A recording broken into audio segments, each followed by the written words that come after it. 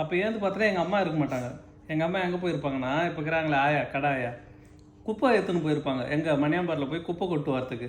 நான் ஏந்து பார்த்தா எங்கள் அம்மா எல்லாம் அவள் தான் கத்தின்னு கிடப்பேன். நான் ஐயோ எங்கள் அம்மா காணும், ஐயோ எங்கள் அம்மா காணும். எங்கள் தாத்தா தான் எங்களை பார்த்துப்பாரு.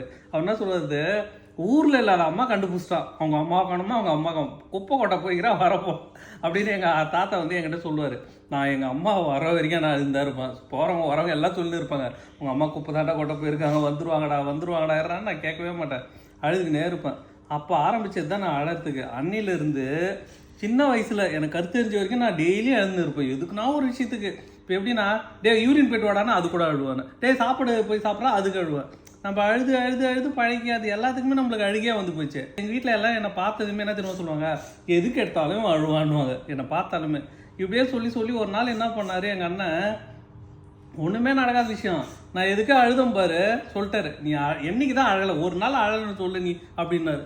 என்னடா இது நம்மளே வந்து இப்படி கேட்டாரு, நம்ம அழ நாளே கிடையாது போலேன்னு சொல்லிட்டு அன்னைக்கு நித்தம் தான் நான் அழறதே. அதுலேருந்து நான் அழவே மாட்டேன். எதுக்குமே அம்மா அடிச்சா கூட சரி நான் அழ மாட்டேன், கம்முன்னு இருப்பேன். ஏன்னா நம்ம அழறத வந்து நம்மளுக்கு வீக்னஸாக தெரியுது மற்றவங்களுக்கு. அந்த வீக்னஸை நம்ம யாருக்கிட்டையும் காமிச்சக்கூடாது, அழக்கூடாதுன்னு சொல்லிட்டு அன்றைக்கி நிறுத்தம் தான். இன்ன வரைக்கும் நான் அழவே மாட்டேன் எதுக்குமே. எங்கள் பெரியம்மா சேர்த்து கூட அழலாம் பார்த்துக்கோயா.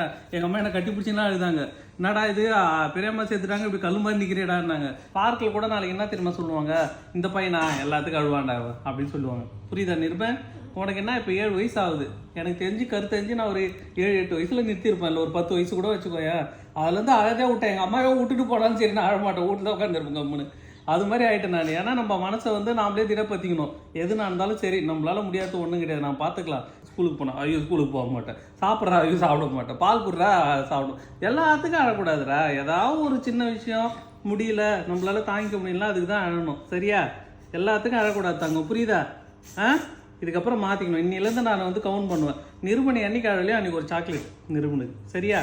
இல்லைன்னா நீ என்ன கேட்குறியோ புதுசாக, அது இப்போ ஸ்கூட்டர் கேட்டியா வாங்கி கொடுத்தோமா, எதுக்கு இந்த ஸ்கூட்டர் வாங்கி கொடுத்தோம் சொல்லு, நல்லா திங்க் பண்ணி பாரு. எதுக்கு ஸ்கூட்டர் வாங்கி கொடுத்தோம்? பர்த்டேவுக்கு ஸ்கூட்டர் வாங்கி கொடுத்தோம். அது மாதிரி அப்புறம் இன்னொன்றுக்கு என்ன வாங்கி கொடுத்தோம், நீ வந்து எக்ஸாம் கிளியர் பண்ணதுக்கு டாக்ஸ் வாங்கி கொடுத்தோமா. அது மாதிரி நீ ஏதாவது ஒன்று அச்சீவ் பண்ணனா அப்போ அவனுக்கு வாங்கி கொடுத்துட்டே இருப்பேன் நான்.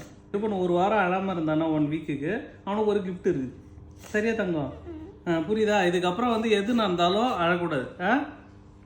நீ சொன்னது தான், உனக்கு கல்யாணமே உனக்கு ஒரு ஒய்ஃபே வந்தாலும் உன் பையனுக்கு நீ சொல்லணும்.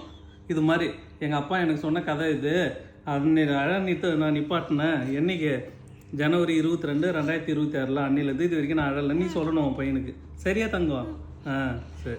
இப்படி தான் நம்ம பிள்ளைங்கள சொல்லி வளர்க்கணும். நம்ம பட்ட அனுபவத்தை நம்ம பிள்ளைங்க நம்மளை தவிர யாரும் தெளிவாக சொல்லி கொடுக்க முடியாது.